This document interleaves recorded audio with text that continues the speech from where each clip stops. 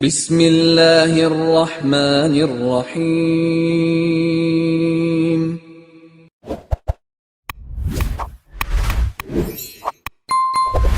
السلام علیکم ورحمۃ اللہ وبرکاتہ۔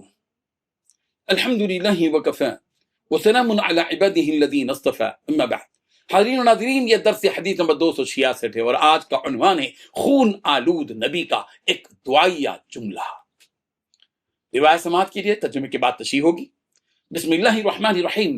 عن عبداللہ رضی اللہ عنہ كأني انظر الى النبي صلى الله عليه وسلم يحكي نبيا من الانبياء ضربه قومه فادموه وهو يمسح الدم عن وجهه ويقول اللهم اغفر لقومي فانهم لا يعلمون، متفق علیہ۔ ترجمہ یوں ہے، حضرت عبداللہ بن مسعود رضی اللہ عنہ نے روایت کیا، فرماتے ہیں میں گویا نبی کریم صلی اللہ علیہ وسلم کو اس وقت دیکھ رہا ہوں، آپ صلی اللہ علیہ وسلم بنی اسرائیل کے ایک نبی کا واقعہ بیان کر رہے تھے کہ ان کی قوم نے انہیں مارا اور خون آلود کر دیا، لیکن وہ نبی خون صاف کرتے جاتے اور یہ دعا کرتے اللہم اغفر لقومی، کہ اے اللہ میری قوم کی مغفرت فرما، یہ لوگ نہیں جانتے۔ اس حدیث میں 3 باتیں بتائی گئی ہیں۔ پہلی بات، حضرت عبداللہ بن مسعود رضی اللہ عنہ روایت فرماتے ہیں کہ میں گویا نبی کریم صلی اللہ علیہ وسلم کو اس وقت دیکھ رہا ہوں۔ دوسری بات، آپ صلی اللہ علیہ وسلم بنی اسرائیل کے ایک نبی کا واقعہ بیان کر رہے تھے کہ ان کی قوم نے انہیں مارا اور خون آلود کر دیا۔ تیسری بات، لیکن وہ نبی خون صاف کرتے جاتے اور یہ دعا کرتے جاتے اللہم اغفر لقومی، کہ اے اللہ میری قوم کی مغفرت فرما، یہ لوگ نہیں جانتے۔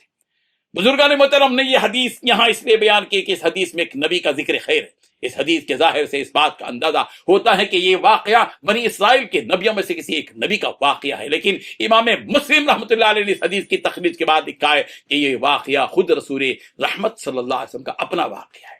جنگ احد کے موقع پر جب مکے کے کافروں نے آپ علیہ الصلوۃ والتسلیم کے چہرے مبارک کو خون آلود کر دیا تو آپ علیہ الصلوۃ والتسلیم نے ارشاد فرمایا کہ وہ قوم کیسے کامیابی پائے گی جس نے اپنے نبی کا چہرہ خون آلود کر دیا اور اس کے اگلے دانت شہید کر دیے گئے، جبکہ وہ نبی انہیں اللہ کی طرف بلاتے ہیں۔ اس وقت اللہ تعالیٰ نے یہ آیت نازل فرمائی لیس لک من الامر شیء او یتوب علیہم او یعذبہم فانہم ظالمون۔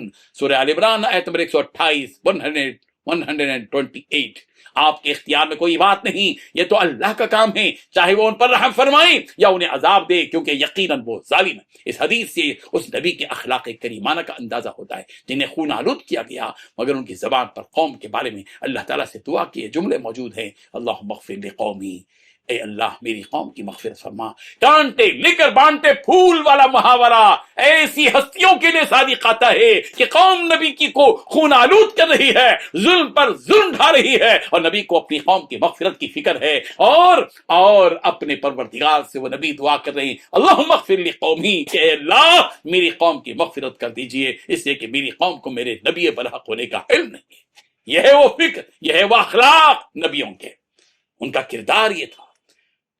قوم گالیاں دیتی ہے، قوم مذاق اڑاتی ہے، قوم جھٹلاتی ہے نبی کو، قوم تکلیف دیتی ہے، ایذا پہنچاتی ہے، تکلیف دیتی ہے، زج کرتی ہے، تنگ کرتی ہے ان کی زندگی کو، اور نبی کی طرف سے جو جملے نکلتے ہیں وہ پھول ہیں، ادھر کانٹے قوم کی طرف سے تو ادھر پھول نبی کی زبان پر اللہم اغفر لقومی، اے میرے پروردگار میری قوم کی مغفرت کر دیجیے، میری قوم کو بخش دیجیے، اس لیے کہ میری قوم کا عذر یہ ہے کہ میری قوم میرے نبی برحق ہونے کا علم نہیں رکھتی۔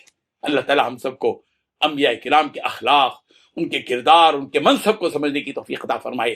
آمین۔ وآخر دعوانا ان الحمد للہ رب العالمین۔